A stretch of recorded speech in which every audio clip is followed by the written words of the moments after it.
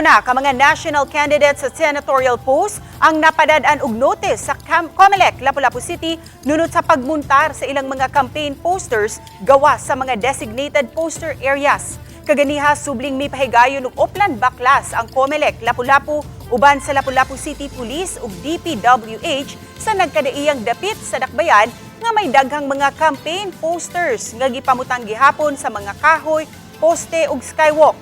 Taliwa sa pabalik-balik na pahinumdum sa COMELEC. Matod ni Attorney Janet Lamban, Election Officer sa COMELEC Lapu-Lapu City, nga kunhuman sa duha ka higayon nga pagpada nila og notice sa maog gihapong mga kandidato nga nakalapas sa lagda, hayan. So that's the time that the office were going to file a complaint against that candidate for disqualification. Samtang nagabot na rin at Lunes sa hapon ang 301 ka mga ballot boxes uban ang mga batteries ug voter verified paper audit trail.